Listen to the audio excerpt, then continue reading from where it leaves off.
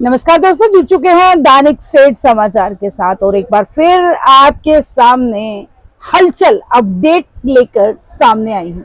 जी हाँ, सियासी दौर जो है वो इस टाइम तेज हो चुका है और अखनूर की बात करें तो म्युनिसिपैलिटी इलेक्शंस को लेकर काफी लोगों में इस टाइम सोच विचार और हलचल, एक जो कह सकते हैं तड़पता हुआ इंसान भी दिखाई दे रहा है कि आखिर इस बार म्युनिसिपैलिटी में क्या हलचल होने वाली है। दौर शुरू हो गया है और इसी सभी पे चर्चा करने के लिए हमारे साथ राहुल इंदर लंगर जी हैं, जो हमेशा बेबाक आवाज से हर एक को पॉइंट करते आए हैं। तो सीधी मुलाकात इन्हीं से करते हैं। राहुल जी नमस्कार, बहुत बहुत स्वागत है आपका हमारे चैनल में। जय श्री महाकाल, जय श्री राम। राबिया जी धन्यवादी हूँ आप इस बारे में इस रिगार्डिंग व्यूज लेने के लिए मेरे पास आए जी। राहुल जी, अब देख रहे हैं कि म्युनिसिपैलिटी के हालात कुछ डगमगा से गए हैं, क्योंकि जो हवाएं चल रही हैं, हवाएं इस वक्त कुछ और ही कह रही हैं।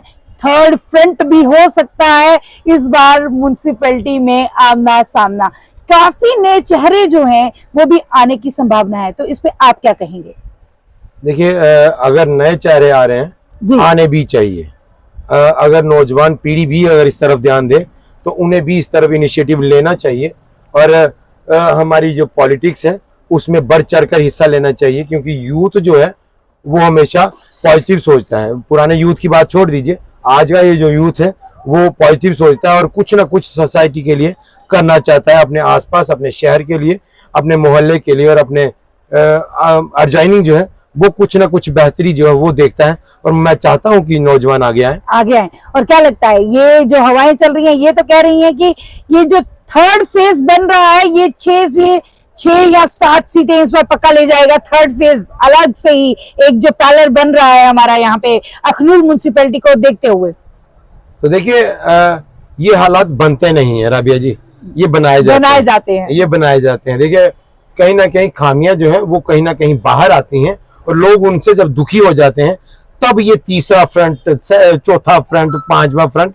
ये बाहर निकल के आते हैं। क्या मतलब है, आखिर अपने ही गिराते हैं नशेबंद पे बिजली है, बस यही समझ लीजिए।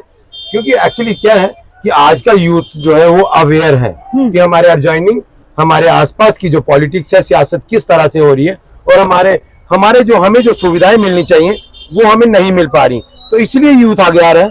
तो ये इनिशिएटिव मेरे हिसाब से यूथ को लेना चाहिए, आगे आना चाहिए और सोसाइटी के लिए कुछ ना कुछ करने के लिए इस इलेक्शन में बढ़ चढ़ कर हिस्सा लेना चाहिए और दिखा देना चाहिए कि यूथ भी कुछ करना चाहता है। अच्छा राहुल जी, ये बात तो आ गई थर्ड फेज की। जो हमें दिख रहा है कि नए चेहरे भी उभर के आएंगे और कहीं ना कहीं कांग्रेस भाजपा से अलग भी उठा जा सकता है। आपको क्या लगता है कि ये 5 से 6 सीटें जो रूमर्स जो चल रहे हैं, अभी हवाएं चल रही हैं, कहा जा रहा है कि 5 से 6 सीट्स जो हैं वो इस बार टिकट्स के दावेदार नहीं होंगे, वही 13 पार्षद में से 5 या 6 दावेदार नहीं होंगे, तो इस पे क्या बात करेंगे आप? तो देखिए, मेरे हिसाब से भाजपा आज विश्व की सबसे बड़ी पार्टी है। हाँ। तो अगर मैंडेट देने से पहले वो उनका वर्कआउट भी तो देखेगी। ये तो आप भी मानती हैं कि इस टाइम राहुल जी आप बात सीधी हम पूछ रहे हैं, हम सीधी जनता जो है, अखनूर जनता सीधा जवाब चाहती है। क्या आपको भी लगता है, आपके पॉइंट ऑफ व्यू से भी सामने आमने की बात हो रही है कि 13 पार्षदों में से 5-6 पार्षद ऐसे भी हैं जो कि इस बार मैंडेट नहीं दिया? मैं सहमत है। मैं सीधी सी बात आपको बोल दूं, मैं इस बात से सहमत हूं। भाजपा सबसे बड़ी पार्टी है और मैंडेट देने से पहले वो सोचेगी, देखेगी, परखेगी कि इन लोगों ने काम किया क्या है। तो ऑब्वियस है कि जब मैंडेट उन्हीं लोगों को दिया जाएगा तो लोग थोड़े हताश होंगे, इसलिए नए चेहरे सामने आएंगे और मुझे लगता है कि वो लोगों की बेहतरी के लिए जीतेंगे भी, जीत भी सकते हैं। लेकिन कांग्रेस का भी इस बार बोलबाला अच्छा खासा चल रहा है, तो शायद कांग्रेस भी सीटें निकाल जाए और थर्ड फ्रंट जो सामने आ रहा है, आपको नहीं लगता थर्ड फ्रंट और कांग्रेस अगर मिल जाए, अगर इनके कांग्रेस और थर्ड फ्रंट में से ये चेहरे सामने आए जिनकी जीत भी पक्की होगी, तो क्या ये एक तमाचा भाजपा के लिए होगा कि नहीं? मैं आपको सीधी सी बात बोल दूं, मैं किसी भी पार्टी का पक्ष नहीं लूंगा और उसका विपक्ष भी नहीं बनूंगा। मैं सीधी सी बात बोल दूं, आपके चैनल के माध्यम से मैं समस्त लोगों को यही बोलूंगा, आप वोट उस इंसान को दीजिए जो आपको लगता है कि काम कर पाएगा। देखिए, मेरे लिए पार्टी जो है वो मैटर नहीं करती करती है। है। मेरे लिए एक इंसान मायने रखता है जिसमें कि जज्बा हो, योग्यता हो कि काम करना है, मुझे काम करके दिखाना है और सोसाइटी के लिए कुछ ना कुछ करना है। यहाँ पे मैं तो वोटर्स को यही अपील करूंगा कि मत देखिए पार्टी को, मत देखिए किसी भी पार्टी को, क्योंकि आपका अगर कॉर्पोरेटर जो है वो सक्षम होगा तो आपके मोहल्ले की, आपके वार्ड की आवाज जो है वो आगे तक जाएगी। वो वहां पे जरूर उठाएगा। ठीक है, अगर वो सक्षम नहीं होगा तो आपकी आवाज कहीं भी नहीं पहुंचने वाली और आपके वहां पे काम भी नहीं होने वाला। राहुल जी, इस पर कहा जा रहा है कि चेयरमैन की इलेक्शंस भी साथ साथ में ही रहेंगी, आम आदमी, आम जनता ही चेयरमैन को भी चूज करेगा। तो आपकी नजर में आखिर चेयरमैन कौन, दावेदार कौन हो सकता है अखनूर से? वैसे तो बहुत लोग जो हैं इस टाइम लाइन पे हैं और हर एक ने टिकट जो है अभी अपनी जेब पे रख रखी है। तो आपको क्या लगता है कि चेयरमैन की सही कुर्सी के लिए आने वाले समय में दावेदार कौन? मैं किसी का नाम क्यों लूं? कल को आपको लगता नहीं कि राहुल लंगर भी चेयरमैन की सीट के लिए इलेक्शन आप भी दावेदार हैं, आप भी दावेदार क्यों नहीं, क्यों नहीं? मतलब I have been working from the last 10 और 12 इयर्स फॉर द सोसाइटी। मैं सोशल वर्कर हूं। ठीक है, लोग हमें प्यार देते हैं, सम्मान देते हैं और कहीं ना कहीं अगर मैं बोलूं कि मुझे भी इलेक्शन कैंपेन करनी है, लड़नी है, मुझे शहर की बेहतरी चाहिए, शहर में ट्रैफिक अच्छा चाहिए, रोड्स अच्छे चाहिए, नालियां अच्छी चाहिए। तो उसके लिए चाहे मेरे माइंड में भी हो सकता है कि प्लानिंग हो, प्रोग्राम हो, तो उसके लिए शायद हो सकता है कि मैं भी कैंपेन। अक्सर वापस आते हैं, हमेशा दो पक्षों को देखा गया है शुरुआत से ही। हम आपसे जानना चाहेंगे, जिस थर्ड फ्रंट की बात कर रहे हैं कि आपके लिए वो थर्ड फ्रंट जो है वो सामने आना चाहिए, होना चाहिए। थर्ड फ्रंट जो बन रहा है, जो माहौल चल रहा है इस टाइम, जो तैयारियां चल रही हैं आने वाली म्युनिसिपैलिटी इलेक्शंस को लेकर, तो वो थर्ड फ्रंट जो है, इनसे क्या थोड़ा सा म्युनिसिपैलिटी की अभी जो बैठे हुए हैं उनको थोड़ा सा सोच विचार करने की जरूरत है इस पे कि थर्ड फ्रंट उनको नुकसान दे सकता है? देखिए, ऑब्वियस है, जिन लोगों ने एक पार्टी के बैनर तले जीतकर अपनी पब्लिक को सेटिस्फाई नहीं किया है, अपने बाहर के लोगों को सेटिस्फाई नहीं किया है और वहां पे काम नहीं किए हैं, तो ऑब्वियस है वो लोग बैकफुट पर आएंगे। और थर्ड फ्रंट चाहे हो चाहे फोर्थ फ्रंट हो, सक्षम लोग होने चाहिए, कैपेबिलिटी होनी चाहिए और एक जज्बा होना चाहिए काम करने का। मैं कहता हूँ थर्ड छोड़ के फोर्थ, फिफ्थ, सिक्स फ्रंट भी आ जाए, आना भी चाहिए। जो लोग काम नहीं कर रहे हैं उनको बाहर फेंकिए और उन लोगों को कॉर्पोरेशन के अंदर भेजिए जो आपका और आपके मोहल्ले का और आपके वार्ड का भला कर पाए और गरीब लोगों को मतलब कच्चे मकानों के पैसे दिलवा पाए, अपनी गली जो है ठीक करवा पाए, सीसीटीवी कैमरा अपने वार्ड में लगवा पाए।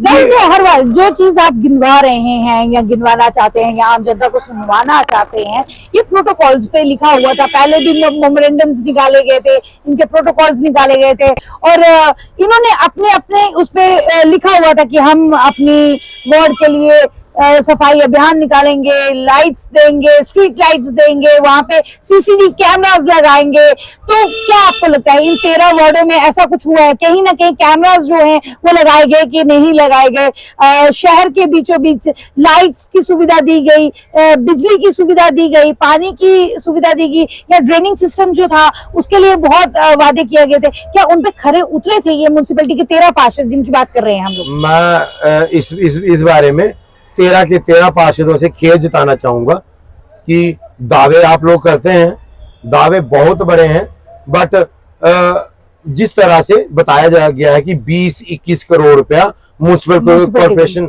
ऑफ अखनूर को मिला, उस तरह से जो डेवलपमेंट अखनूर में होनी चाहिए थी उस तरह की डेवलपमेंट आप नहीं कर पाए हैं। ये 13 के 13 पार्षदों के लिए है कि आप उस तरह की डेवलपमेंट यहाँ पे नहीं कर पाए हैं।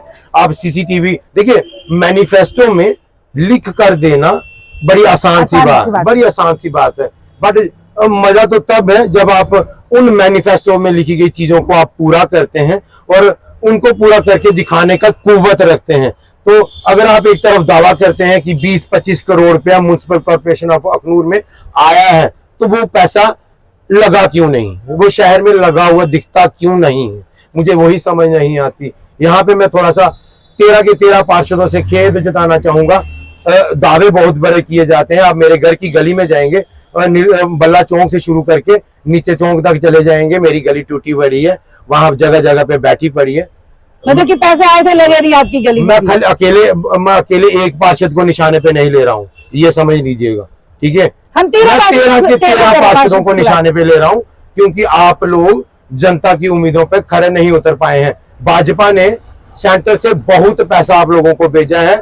मैं भाजपा की यहाँ पे बुराई नहीं कर रहा हूँ, ठीक है, भाजपा की बुराई नहीं। निशाने पे तो रख रहे हैं बस। हाँ, निशाने पे रख रहा हूँ उन लोगों को जिन्होंने काम नहीं किया। देखिए, मतलब आप बार बार मेरे मन में बार बार वही आ रहा है, 20 करोड़ अगर अखनूर में लग जाए ना, तो ये इसे हम न्यूयॉर्क बना दे। इस छोटे से शहर को 2.5 किलोमीटर के एरिया में ये शहर है, और 2.5 किलोमीटर के एरिया में 20 करोड़ रुपया लग जाएगा ना रबिया जी, उस दिन पता चलेगा कि अखनूर स्विट्जरलैंड की कोई सिटी है। आपकी बात से हम लोग सहमत हैं, और इस टाइम हमारा प्रश्न सिर्फ यही है, अगले दावेदार के लिए यहाँ पे चेयरमैन कौन?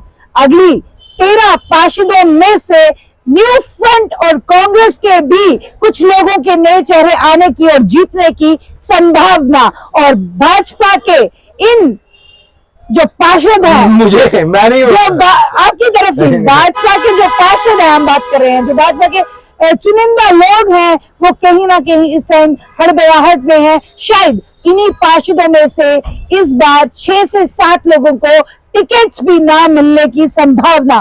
तो ये बहुत आश्चर्य और बहुत सोच विचार का इस टाइम समय जो है, अखनूर की स्थिति को हम देखते हुए आपके सामने समक्ष ला रहे हैं। बने रहिए हमारे साथ, हम कोशिश करेंगे इन 13 पार्षदों को भी 1 by 1 सर्वे करके उनसे बात करने की।